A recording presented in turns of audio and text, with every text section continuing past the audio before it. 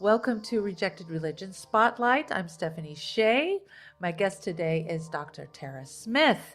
Tara is an early career interdisciplinary academic that works in the fields of science fiction, literature, religion, and popular culture.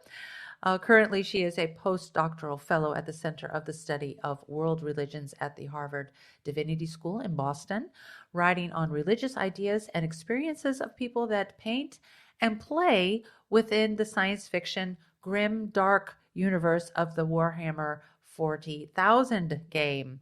In July of last year, I take it, that you were visiting fellow Tara at the Bremen University in Germany, where you worked on a future project using environmental science fictional works across a variety of mediums, including literature, film, and video games, to foster empathy and action in students. And you're also currently a co-PI on a project on the mental sustainability of long-term astronauts, Martian scientific odyssey, and astronautical religion in space exploration. Wow, that is amazing. Welcome, Tara. Welcome to Spotlight. Thank you. Thank you so much for having me. I'm so happy that you're here, that we're able to talk about this today. I'm very, very excited about this.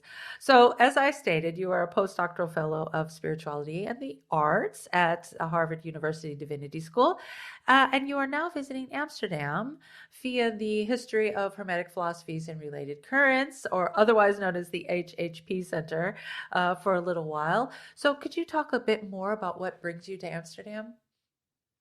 Yeah, sure. So currently, my position is at Harvard Divinity School in the Center of Study of World Religions, and part of that project involved collaborations with two other institutes, which is the Giorgio Cini Foundation in Venice, Italy, and the HHP in Amsterdam. So part of my research is kind of collaborating and working with academics at those centers to kind of continue my work. And currently what I'm working on is so as you sort of said in the intro, I work in Warhammer 40,000, which is a very religious science fiction world. And so I'm looking at, as part of that, I'm looking at Christian themes, but also esoteric themes and occult themes, which is very prevalent in 40k. And so I'm sort of doing the occult part while I'm here and working with Marco Parsi, and we're kind of working on that and accessing a bit of the archives here at HHP. Very, very interesting. So I'm very glad that you're here, that we were able to meet each other and talk about this, because this is, although I'm not familiar with this game, I know that this, I know from my brother, who is a big gamer, I know a little bit about it, and I've been doing some research on my own here in the meantime, trying to, catch up on everything. It's a lot to take in, I have to say. We'll get into that later, though. Your current research involves religion and spirituality, as you said, and the game Warhammer 40k.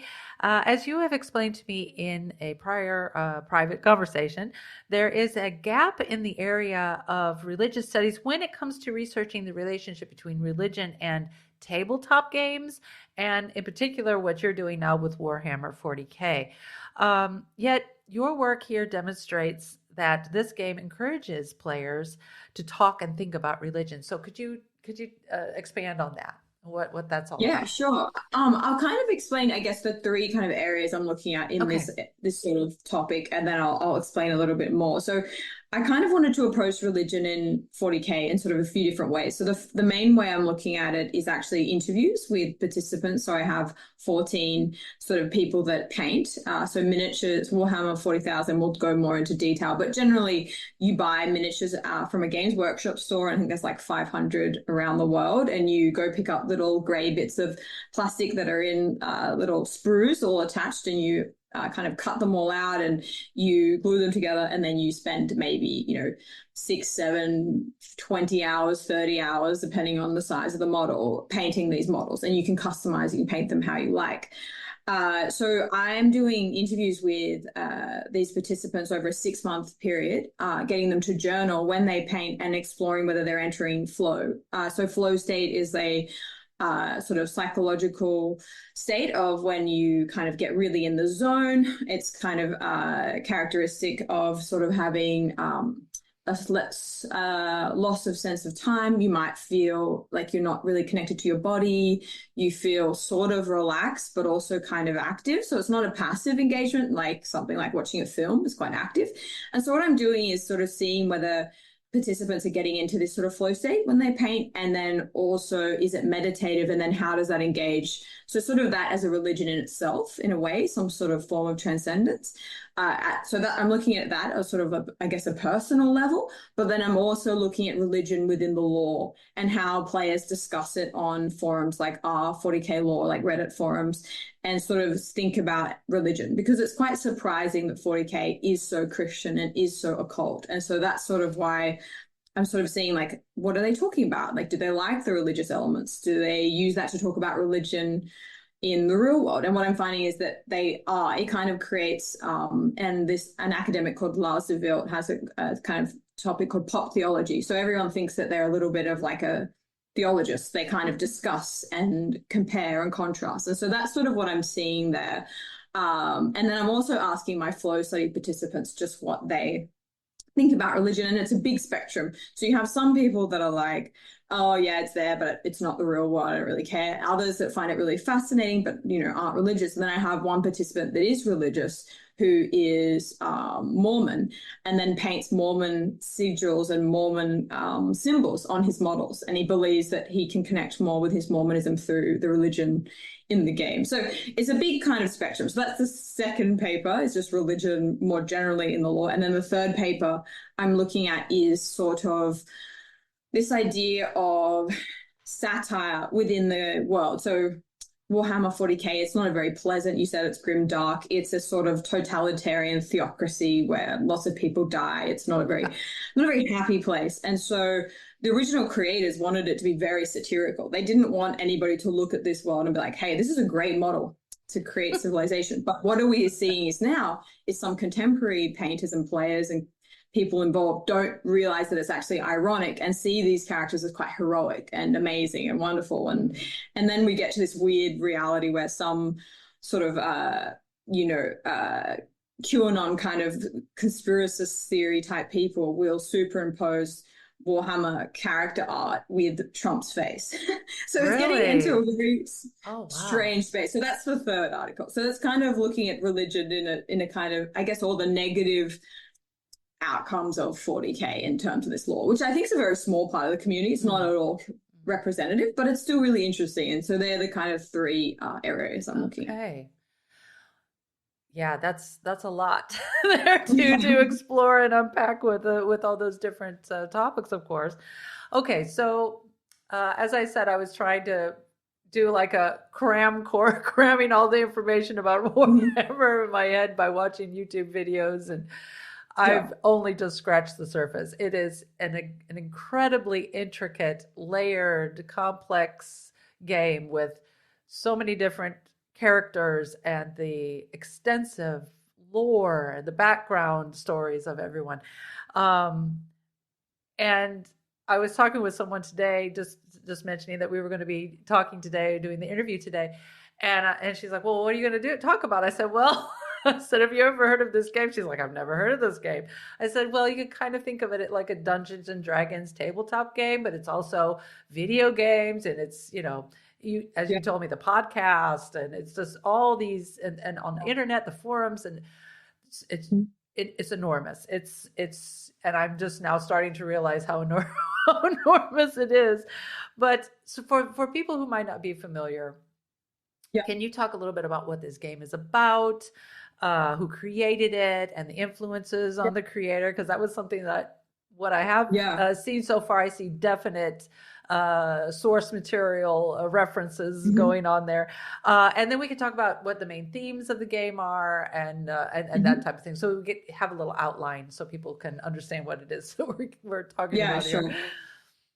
It's really big, and it can be really overwhelming. And so, anybody that's trying to start to dip a toe in the kind of massive expanse that's Warhammer, it's really, really overwhelming. And also the sources are kind of different, because what's quite funny is that there's a lot of factions, right? Factions within the universe. So that means that you can play as a faction of Chaos or the Emperor, right?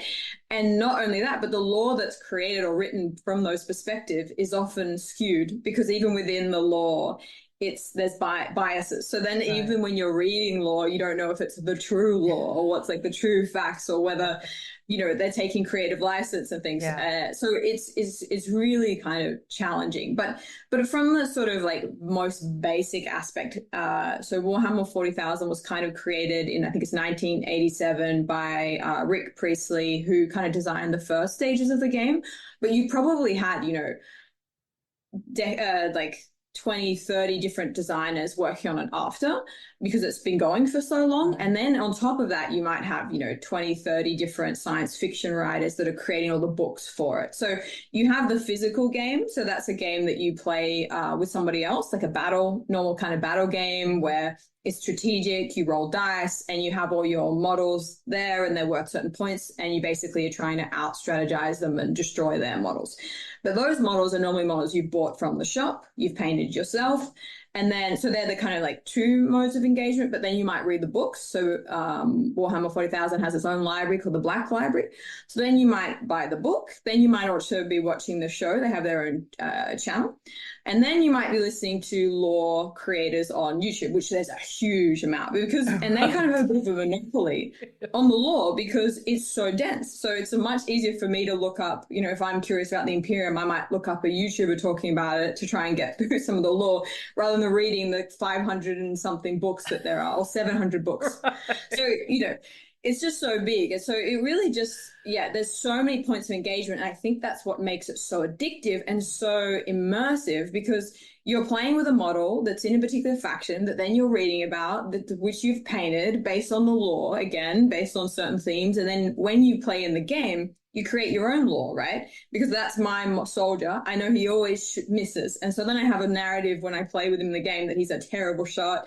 And, you know, maybe it's because he's, you know, thinking about X, Y, and Z. So I've created my own lore of the character. So yeah, it's a kind of fantastic, both in terms of marketing from Games Workshop. I mean, I think they've created a brilliant product, but it's more than that. I mean, for the players and painters that I'm interviewing, it's one of the most important things in their life. I mean, they talk about how things in their life, like terrible accidents or sicknesses in their family, and they're like, this is like the thing that kind of got me through, because of the community and because of the feeling of painting is for them is like a way to de-stress, because you're switching off the brain and you're focusing on something tangible that you create, right? Yeah. That's kind of guided. Because if I was just like, oh, I want to be creative, I'd say, all right, let's set up an easel. But that's so daunting, like a big easel in front of you. Yeah. But if you have a model where on the box you can follow kind of along and you can go into the store and get help, it's kind of like you can be creative, but in kind of like a constructed way that's kind of, it's not limitless, it's limited to a point. And that's why I think what appeals so much to people. So yeah, it's a big universe. Very accessible. Points of engagement.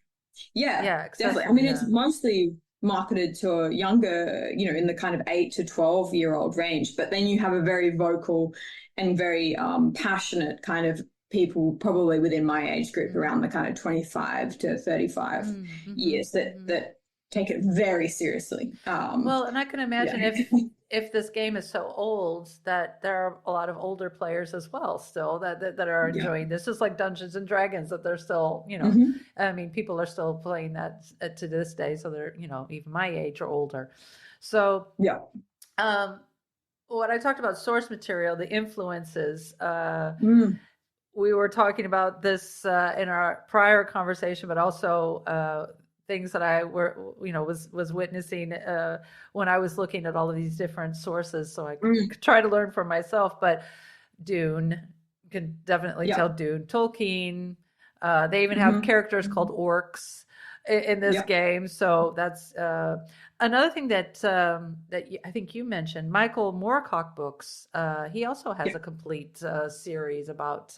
Although I'm not really familiar anymore about that.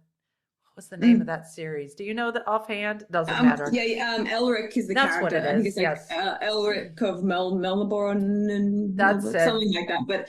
But yeah, Moorcock's been a big influence, and even the Chaos star, which is the kind of 8-point star, which represents chaos in Warhammer 40k, which is sort of a huge force of like negative energy, is this, it was taken from Michael Moorcock, whose symbol that Elric has on his shield, which was then which also inspired the chaos magic in real life, sort of religious movement. I know we don't like to categorize them exactly as a religious movement. They're more of like a current, or a thing. But they were inspired by Moorcock as well, and they have their own ideas of chaos. And I know you and I talked about it because it's another area that I don't know how much detail for this project I'll go into chaos magic, but it's something that I'm also really interested in.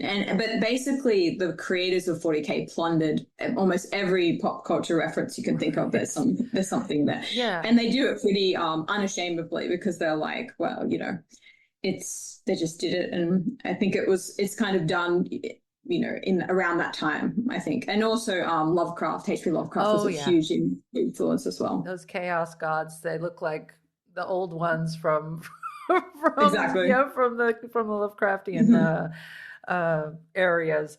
So what I also found interesting is that that you mentioned that Golden Dawn was an influence for Rick Priestley, Aleister Crowley and Thelema. You mentioned the Book of Abramelin. This is a grimoire. Also other more, I guess we call it, in religious studies nowadays, as you know, Golden Bough by Fraser, that's kind of a book that's a little bit how out of vogue, problematic a little bit. But this at the time that these books were written, these were quite influential books. So you see a lot of these also esoteric / occult elements in this story. But what I also found interesting is that this Catholic Christianity is also plays such a strong role, but in this quirky way, I guess. As you were talking about the satire of the game, and how it was kind of sometimes meant tongue in cheek, kind of as a playful thing, and that you also mentioned that this was a Christianity or Catholicism, but it was very free form. It was no real, we're not going to be sticklers for dogma here. We're just kind of going to do what we want to do in this game. And I think that's also very appealing to people, because it makes it, I think, exactly more, like I said before, more accessible for people, that they don't have to know every single thing. They can just go with the flow of the game, and it's not a big problem. So, and they don't have to like commit to it all either. And I think that's really appealing, is because you might not identify as a Christian, but you might think like Catholic kind of architecture is amazing, right? And you might just be super psyched on that. And so what I'm finding is a lot of my participants, like, they just love the Gothic kind of imagery. They love the priests. They love the models that are dressed up in the kind of, or nuns dressed up in the nun outfits, or the kind of tanks that are shaped like with like stained glass Catholic symbols and things. They love it, right? And so, but they're not religious, but they've always been fascinated. But now they can kind of enjoy it without maybe feeling like they have to identify as religious. I think you hit the nail on the head there. So we have these factions. We have the Imperium, and there's like this emperor at the head of this Imperium, and then we have the Chaos faction, and then there's also these other kind of like bad guys that are just kind of aliens out in space that are wanting to devour the universe. Very, very. I just love it. I just love this. The imagination behind all of this, but.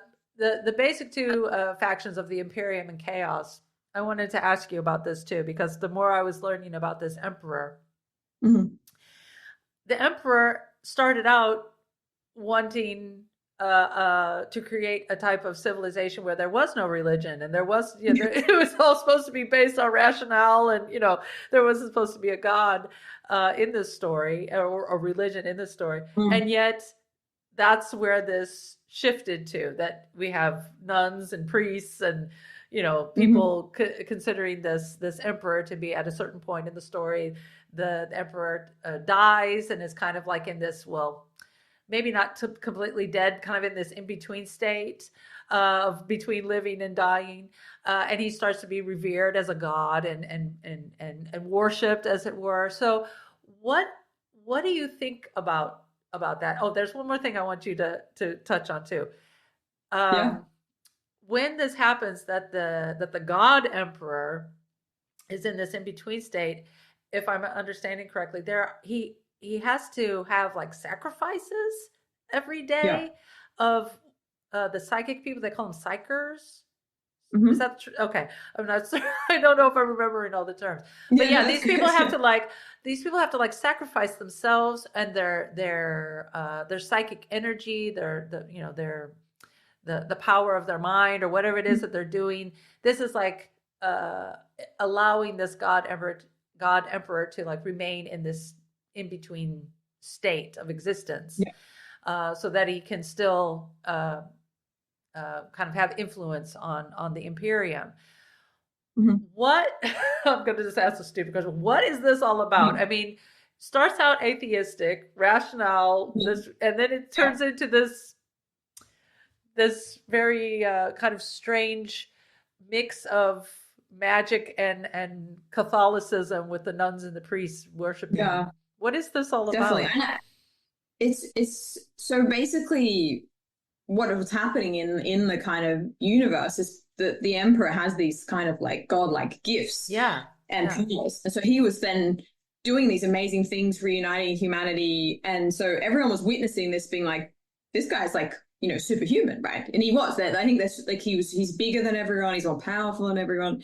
And so when he basically sort of dies trying to keep the warp open, which is the way that all the ships travel. So you need to keep the warp open, which is really dangerous because that is the warp is sort of where the chaos gods reside.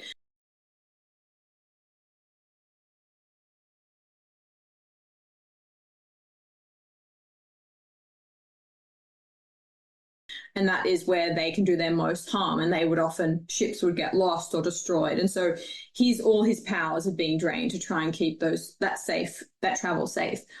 And so what happens when he's no longer there is that a religion sort of starts up based on, and then it forms all its administration and becomes ecclesiarchy. And that's where you have, this sort of against his wishes, but people looking around being like, well, he looks like a god, he talks like a god, he thought like a god, we think he's a god. And there's some sort of irony in that. And I think that it feels very like Paul as Muad'Dib and June, and it feels very reminiscent of that. And also kind of Christ-like, like if you think about, Jesus probably didn't want, I don't know, we don't know, but obviously Christianity become a very like institutionalized religion, right?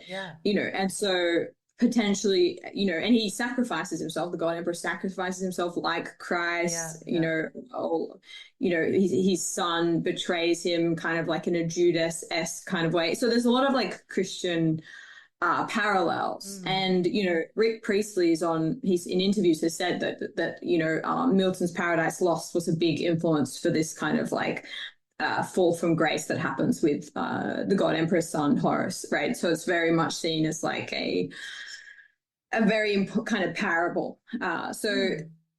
Religion is everything. And Priest was very interested in faction religion and how Christianity schisms and forms and reforms and the kind of arguments that happen. And that was something that he thought was quite fascinating. So I think he's incorporated a lot of that in the universe.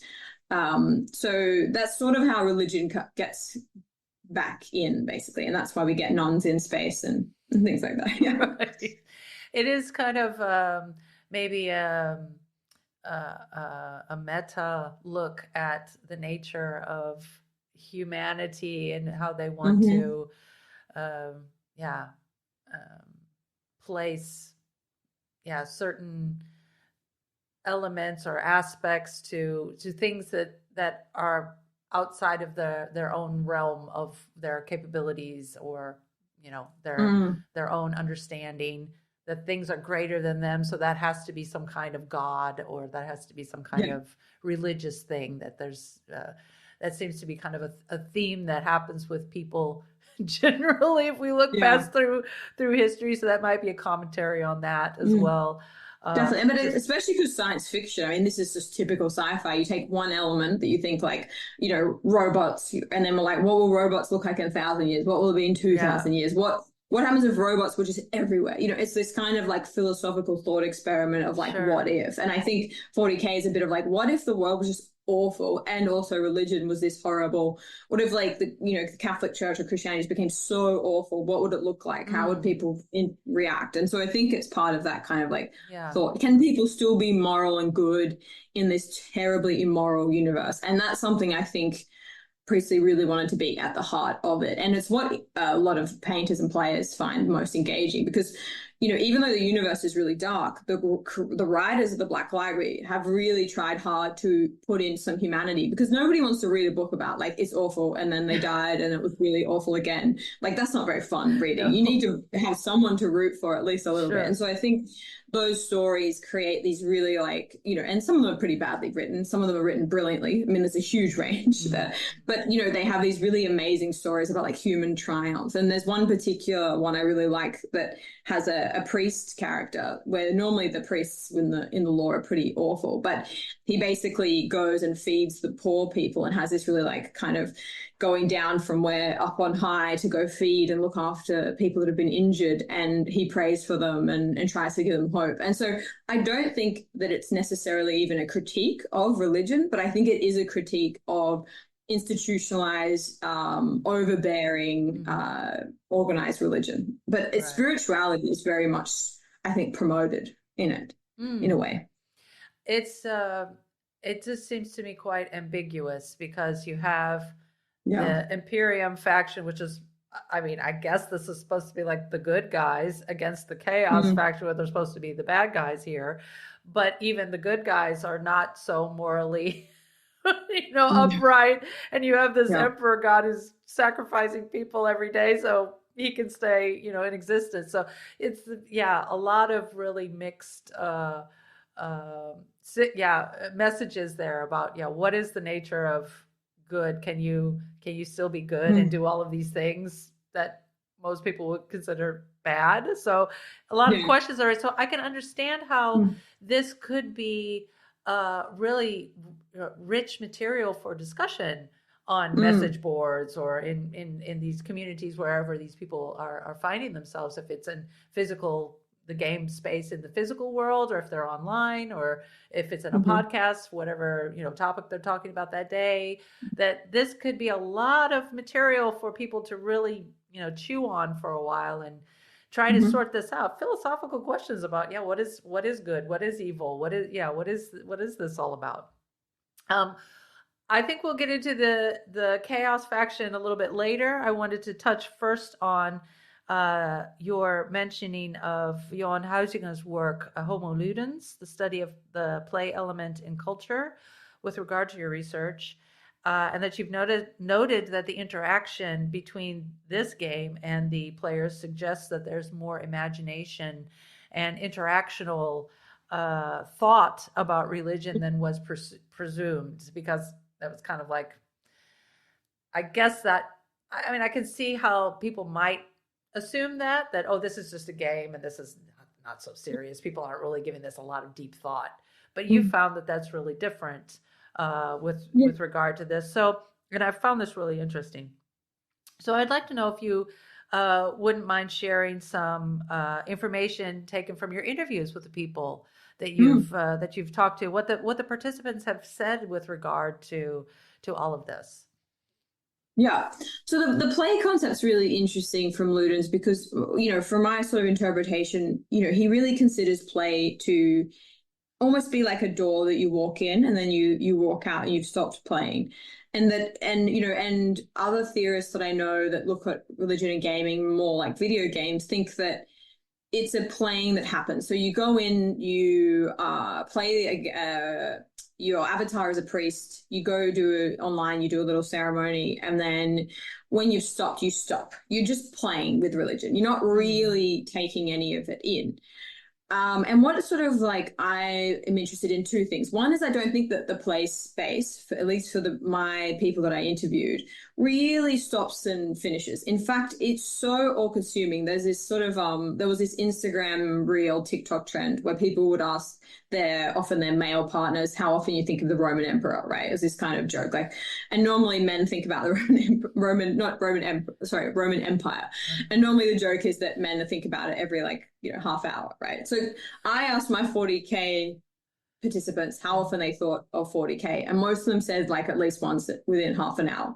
So you think about just how many points of engagement there are. I don't think that there is like a real transition space. You know what I mean? You might have like 20 different interactions with 40k in a day, even like a work day, because you might respond to someone's comment on Reddit. Then you might buy a shop. Then when you're walking home, you just stop by Games Workshop and buy a few more paintbrushes. And then you get back in the order, and then you sit down and you paint for 4 hours while listening to a law podcast. Yeah. So I just don't think it's as static, because Inga really thought that it was like on the playing field is when the game and the play happened, and then you walked out. So that's one part that I think is quite fascinating.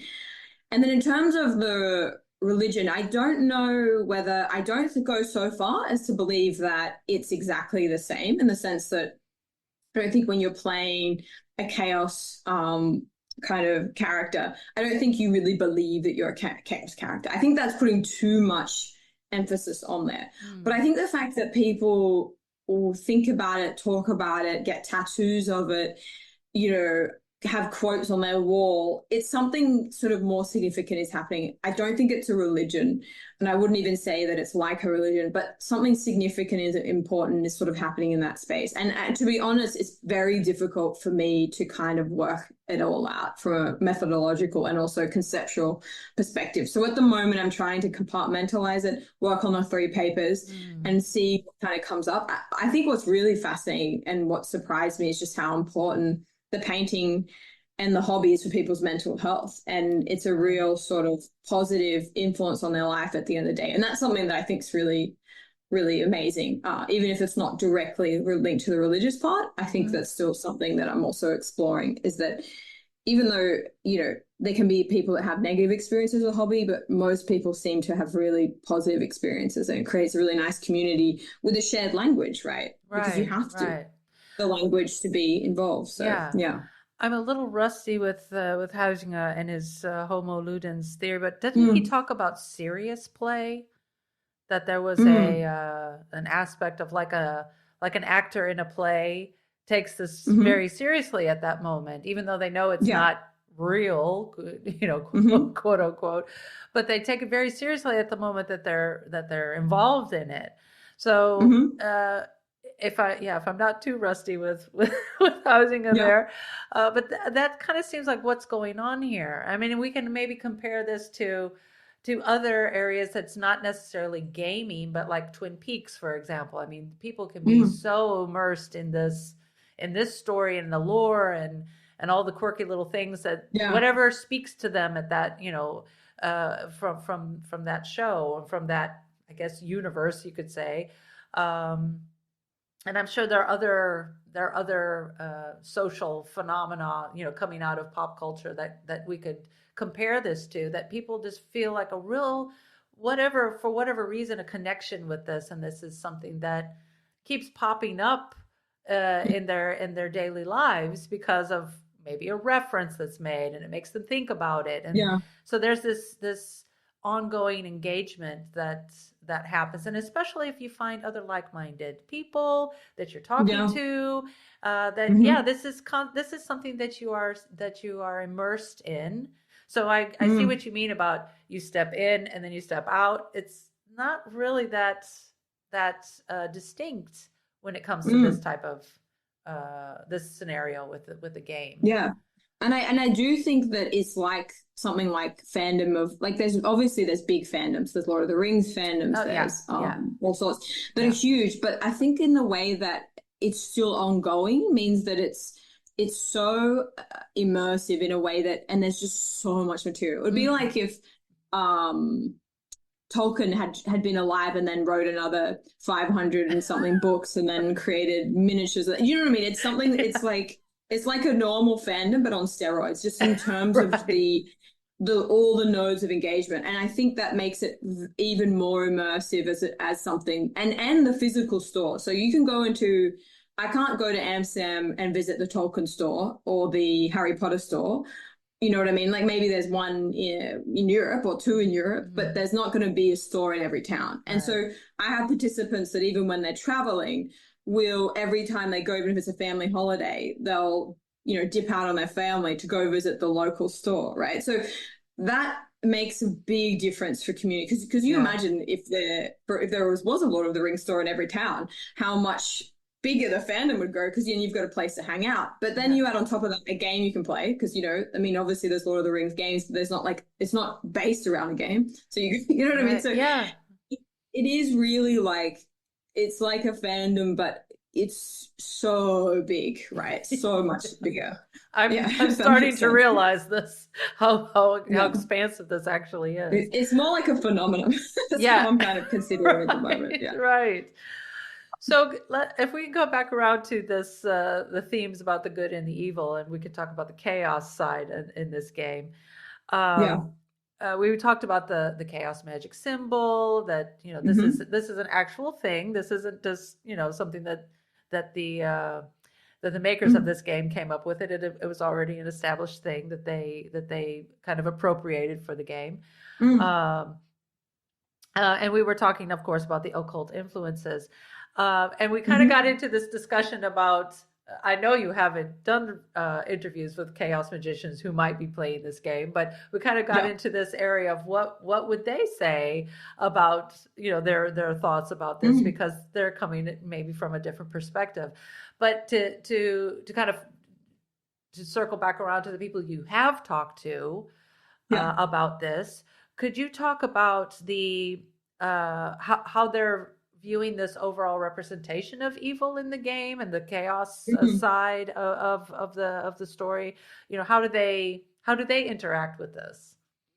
So from what I'm getting, it's very aesthetic in terms of their enjoyment of the horror and the more like occult themes. And so when one of the earlier designers of a lot of the kind of, or like influences of developing early 40k, Brian Ansell, he was really interested in heavy metal music, and he actually joined up with this I think it's a band called Bolt Thrower, which is a like really famous metal music band, but has a whole album dedicated to Warhammer 40,000, and even the artwork looks really similar. So there's a huge, especially if you look up any artwork during that sort of like early 90s late 80s, it looks like a Ronnie James Dio cover or like a Black Sabbath cover. It is so heavily influenced in the kind of gothic metal music scene, which is really fascinated by like Christian symbols and occult symbols as well, right? And so I think a lot of the kind of use of that kind of occult and horror symbols is very much to kind of that alternative aesthetic, and that's what really appeals to people. So when I sort of drill down, I'll be like, oh, so you like the dark horror elements? They're like, yes. And I'm like, great. And what do you engage with in that area? And they'll be like, oh, well, I read a lot of H.P. Lovecraft and I love horror movies. Then I'm like, okay, have you ever read any occult or esoteric texts? And they're like, no. So I think it's very much like, as popular culture has really gripped onto the occult, I think it's moved so far away from the original ideas. And so, I mean, even like those contemporary esoteric movements really bring on pop culture as well. They borrow from that too. So I think that they've become signifiers for it in quite a divorced way, so that when the creators are they're actually referring to signifiers that aren't the religion, if that makes sense anymore. It's like it's gone too far up the chain. That's sort of how I understand it. So nobody I've talked to identifies as like necessarily as like a Satanist or anything, but then they have tattoos. One guy showed me today, he had a tattoo of like all these demons, and really interested in demons and Satan, but not at all in like a religious sense, just as like a fascination. So it's more the kind of like the edginess, I think, of it that people. So they like the look and the feel and the look of it, but not so much adhering to teachings of a particular group of people or something. No, Okay. exactly. Right. Yeah, and if anything, like the religion of metal music would be in that space more right. kind of Well, appealing to me. You get into these areas of discussion when you talk about metal music that many times you can think of many examples of the satirical in the heavy metal area as well, that they might be talking about, Satan or the devil or however these themes about, evil, but it's not meant in the literal sense. On the other hand, you have groups who are very literal about, yes, we are Satanists. Yes, we do believe in this. So there's, this, a lot of it's very theatrical, space. right? Yes. There's a lot of different aspects and different ways to interpret it. Very theatrical, as you said.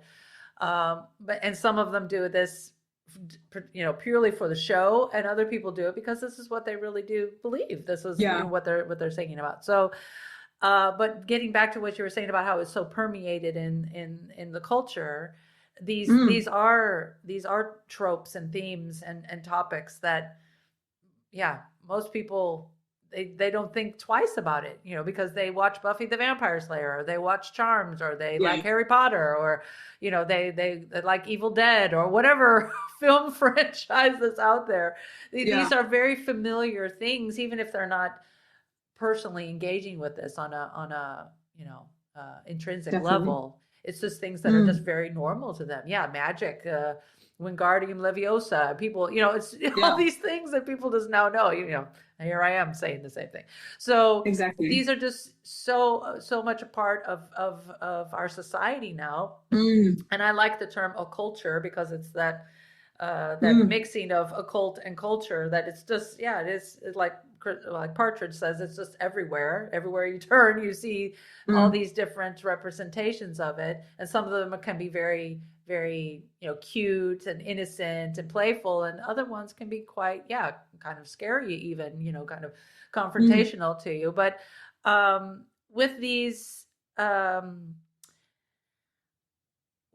gods, with the chaos magic, I think for people who are kind of outside of looking in kind of the academic sphere in occult studies, when you're looking at magic, it's seen more as a neutral thing. It's not seen as good or bad. It's just whoever is using it, the practitioner, is making it that way, whatever it is, good or bad. And it can be also quite, like I said before, it can be ambiguous. It can be, you might think you're doing something good, but it has a negative outcome for someone else. So magic is kind of seen as a neutral thing. And I find it interesting. I just find it very interesting how chaos magic is framed here, because of course for this topic in the game itself, it's supposed to be the bad, the evil side of things. But I just found I just found it very interesting how this game is so ultra violent, and it's it is dark in a sense, but you do have like these characters. I can't remember what the names of them are, but they're like the devourers. They're these like alien creatures that just want to devour everything in the universe. They're assumed to have come from this warp, the chaos sphere, I guess you could say. But like I was talking about before, you have all this killing going on with the emperor, the god emperor, and the Imperium. They're also killing, and they contextualize this. Oh, this is our crusade, and this makes it justified for us to do this. But where do you draw the lines here? So I just found it interesting how the chaos is framed in this game, and maybe, I don't know if you're planning on looking more into this as part of your research, but I'd be very interested to know what chaos magicians think about all of this, because I think that they're coming at it with a very different viewpoint. I don't know if there's anything else you'd like to add to that. No, I think I agree. I would say though that I mean, even amongst people that discuss it, nobody really describes the Imperium as good and Chaos as bad. It's they're bad and bad. It's really like even though Okay. some people might say the Imperium slightly better, it's depending on your faction. So the whole point is that is you want continuous conflict so that you can play continuous war games, right? So if the lore in 40k started to tie stuff up and have happy endings, you know, why would I go battle you in the tabletop, right? So it is sort of like by design meant to be continuous war. And so, you know, and this is what's interesting is there's a few papers that are written on 40k, not many, like academic journals. And, you know, they try and just remove the play element. And so they'll just look at the lore. They just pick one aspect of the lore they find interesting, and then they do like a narratological you know, analysis of it. And it's like, you can't just wave away the game. I mean, the game is it. The game is it, right? And then the rest is all secondary. But, you know, even though someone, of course, might just read the books, it's more likely that, you know, I assume that they're playing the game. But anyway, in terms of, you know, chaos being a force of, definitely is like a force of evil, but you still have some sort of like, you kind of empathize, you know, especially in the books, because they might, you know, they don't like the emperor. He's xenophobic. He kills anyone that doesn't, he's a bit of an arsehole. And so I think that you can empathize with some of the chaos characters too, because there's also, as writers, they're not going to just write a whole faction as being totally, totally evil all the time. It's not very fun, right? I mean, obviously they're evil in some way, but they have depth. You know, when Horus betrays his father and turns to chaos and isn't, you know, you get a whole kind of, you kind of understand that development and why he does it. And you kind of can really empathize, because the emperor's a terrible father. He basically just abandons all his sons and they grow up very confused and sad. And so, you know, there's, you know, and family narratives is also something that's interesting for people. Like, you know, I've had some participants say that the family conflict of Horus Heresy helped them reconcile aspects in their families, which is like an aside, but, you know, interesting all the same. That is interesting. That is very interesting how something like this that's considered just a game can have such an impact on people and how their perspectives might change in the way that they view their personal lives. I think that's really interesting. I didn't mean to cut you off. You were going to say something. No. But in terms, so yes, of course, the magic is definitely much more polarized than what I understand chaos magicians in real life would kind of consider. But interesting, and you know, someone might fact check me that's more knowledgeable on 40k, and I'll say now I'm not the expert, but my understanding is that the way chaos is perceived in the Age of Sigmar, which is the fantasy version of Warhammer, is more neutral. So potentially you could have players, chaos magicians in real life that are interested in playing chaos in Age of Sigmar or chaos influenced sort of characters. And they might then have might more gravitate towards a more neutral idea of chaos. Because my understanding is that chaos in real life is meant to be more of like a force. And in Moorcock's idea of chaos, it was much more neutral. And this is interesting to me too, is how chaos changes through all different forms and how it kind of morphs and changes. But what chaos magicians might love about it is being able to pick and choose. And a lot of contemporary chaos magic is about, you know, picking things from popular culture that you like and kind of making it your own. And so, you know, who knows what kind of space that would be. And this will be a project that I've applied for some funding and might be something I do next year and kind of extend the 40k stuff further, which would focus just on chaos and esotericism, which I think would be really interesting. Great. I hope this sort of works out for you. I really hope so, because this is right up my alley. I love this kind of stuff. So in closing, what are your takeaways so far with your research? And you've kind of just mentioned you're going to be looking into other areas, but as it stands right now, what are your takeaways? Yeah, so I think it's sort of my takeaways are kind of, there's a few, and I'm trying at the moment to figure out what papers I have. At the moment, I've done 2 of my 3 interviews with my 14 participant, and I have like 109,000 words of interview transcript, all in starting to categorize it. And so there's so much that could be written about religion in 40k, even if I just focused on like, one book, or the Horus Heresy series. I could just focus on that, which I think is like 7 books, and write about religion in those 7 books.